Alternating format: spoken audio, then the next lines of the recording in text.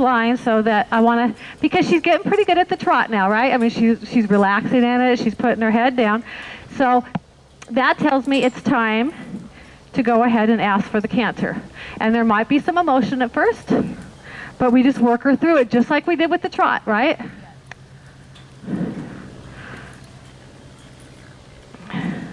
But we got to keep building her confidence, getting her to step outside of her comfort zone a little at a time. Yeah, good. Good. And I like in between things sometimes just to stop and pet for a minute and just like let them, you know, because I have a lot of emotion with me when I do this, and I want her to feel that good emotion, that I'm proud of her and that she's doing really good, because that's going to make her want to try even harder for me. Okay. Brought up my energy. That was nice. Nice and respectful, right? So now I'm going to ask for a canter.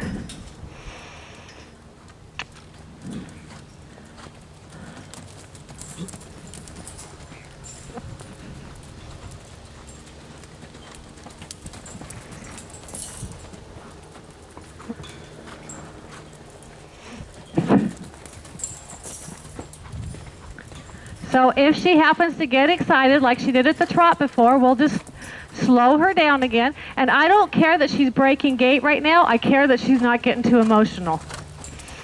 Later on, we'll work on maintaining gait.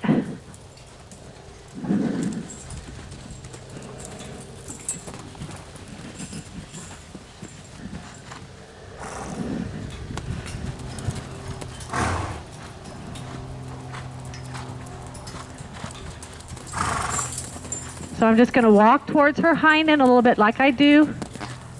You're okay. You're okay. So if she gets too emotional, I'll bring her back down to the trot for a minute.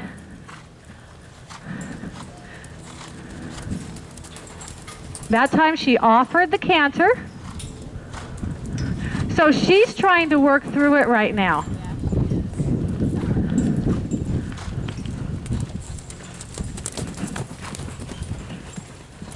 So I just bring her attention back to me whenever she gets emotional.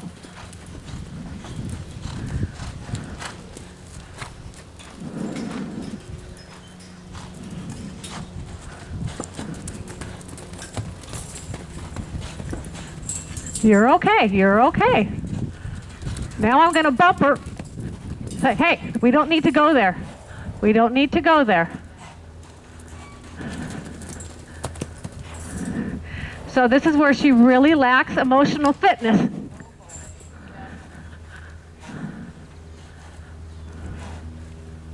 You're okay. You're okay.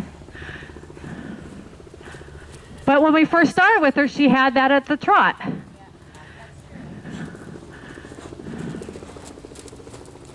So I'm going to let her relax a little bit here at the trot. Good.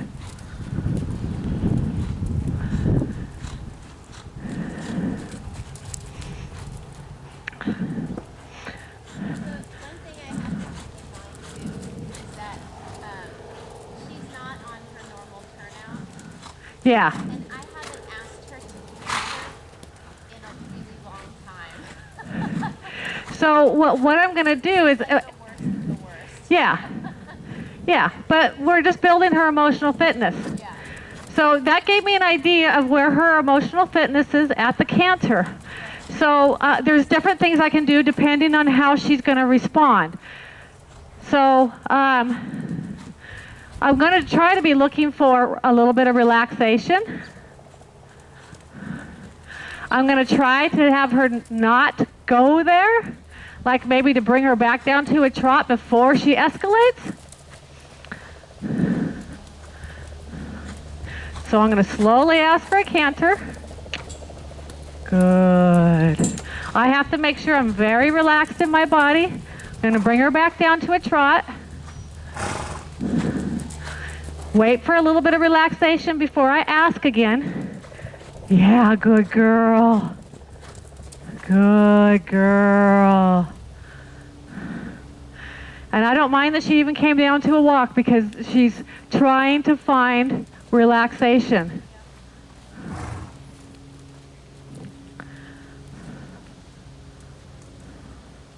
So I'm going to ask for a trot again. Good.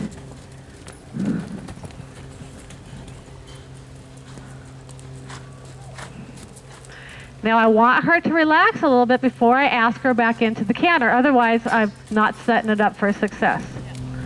So there's a little bit more relaxation there. So I'll ask for a canter. And I'm going to slowly ask her to go in it. Now I'm going to ask her back down to a trot before she thinks about escalating. Good. Now her head's coming back down.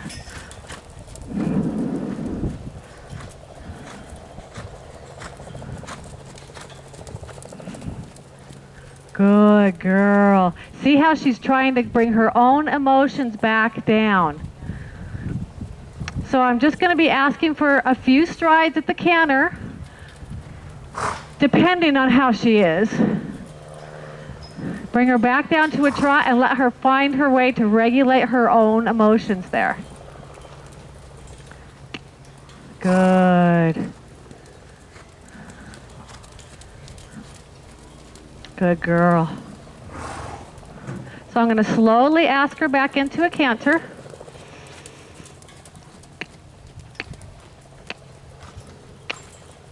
Good.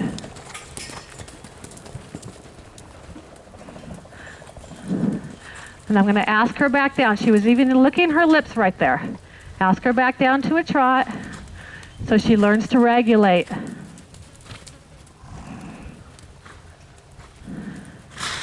And what she's going to see here is that going into a canter is not necessarily a bad thing. Because, you know, in the wild, they canter because when they're worried. So she has to learn how to canter and be able to have, keep her mind about her and learn to find relaxation within it. And racing too, it's like just, it's a free-for-all. It's just like, so she's never learned to relax at the canter. So if I ask for a little bit, that right before I asked her down to a trot, when she was cantering, she licked her lips. She tried bringing her head down some. I'm going to reward her right here because that was really good. So she was thinking about it. She was like, I don't want to be worried. I don't want to be worried. And she thought about it, and that's when I brought her down, and then she was able to self-regulate from there. So I'm going to give her a minute, and then I'm going to try the other direction. So, you know, when we first started the canter today, it was, you know, first I just let her go because I wanted to see what her reactions would be, how she would respond. And then once I saw her behavior, which was like it was at the trot when we first began, then I chose a strategy, which was let her canter. I'm going to see how I slowly asked her into a canter, though, and I didn't make it happen right now because that would have just set her emotions off. So I just slowly asked with my energy and my stick and string, just slowly ask, let her find the moment right now to go into it. Later on, once she's calm and relaxed, we can, you know, get it on a dime, but not right now. We can't get everything all at once. So I slowly ask and let her find the moment where she feels like she could go into it. That way she's thinking her way to it instead of being reactionary. Because I'm trying to keep her in that thinking part of her brain instead of the reactionary part. Does that make sense? And I don't want to leave her in the canter long enough for her to just keep checking out, because it's not going to get better that way. I want her to trust that I'm going to help her through it. And then as she starts to relax, we can ask for more and more canter. Good girl. So I wanted to put the longer line on. That way she can go to, you know, do the whole round pen here, and I don't have to be pulling on her or, you know, and It's still just a little bit short, but I walk a little bit, and she's able to stay on a loose rein or a loose line and be able to think about what's going on there instead of feeling pressure on the lead, the halter. Good girl. You did good.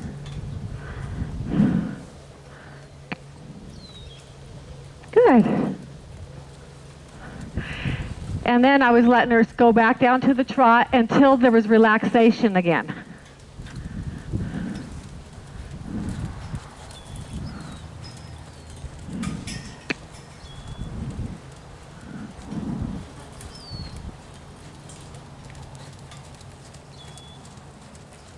And I just let the rope slide out of my hand. As she goes out further and further on the circle, I just let it slide out.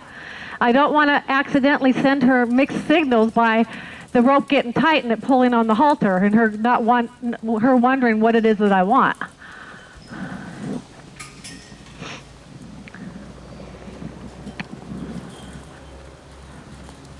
I'm going to push her out. I'm going to push her shoulder out so she has a bigger circle there.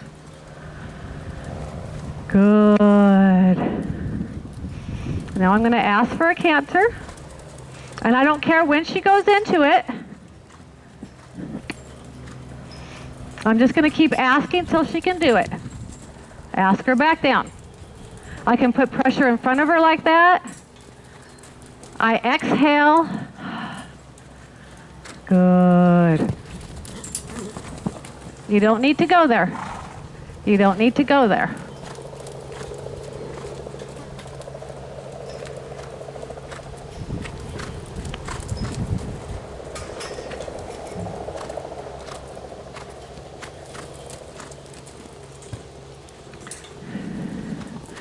And that was her choice that time to go into the canter.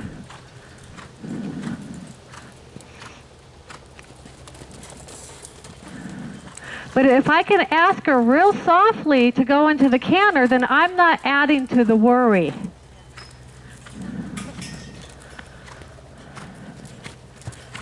Now I'm going to ask again.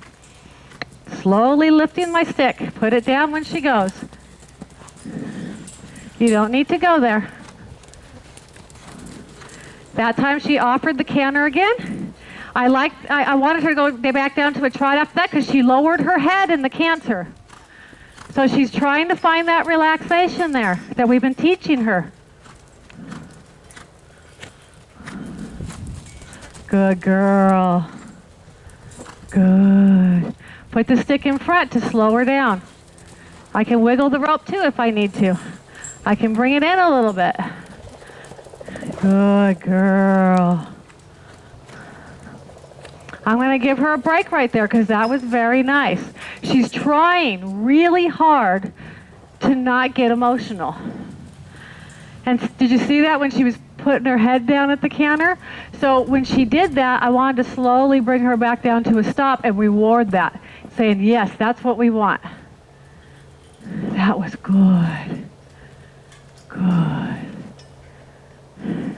That was pretty cool, huh? Now I'll just give her a minute to think about that. I like her trot. Even though she's fast, she seems a little more relaxed, and just a little more balanced. Well, when she picks up speed like that in the trot, and even though her head's low, she's worried, but she's trying not to be.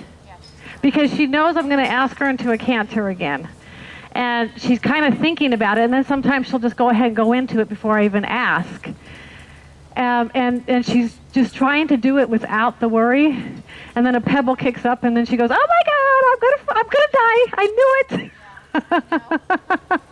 it!" But that's pretty good for our first time. Yeah, and the circumstances too. I think this is, other than horses being loose, this is like the worst case scenario. Yeah. But so if you do this with her, it's important to slowly ask her into a canter. Just like, don't, because if I put too much pressure, she's just going to get emotional. Okay? Because right now we're not asking for it to be snappy. we're working on relaxation. Can you go into a canter and not lose your mind? And can you start to lower your head and find relaxation? So we're not working on snappy, we're not working on the speed of it, we're working on relaxation right now. After we get relaxation, we can ask for other things. But if we ask for everything at once, she's just going to lose it.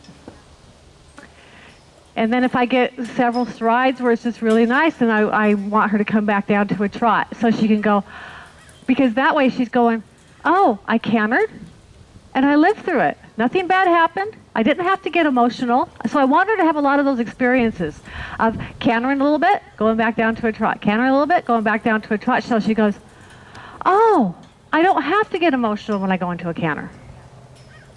So we have to teach that into her. We have to replace her old tapes of panic at the canter and replace it with new ones of, oh, it's okay to canter and you know, keep our mind. And I think she did really good there.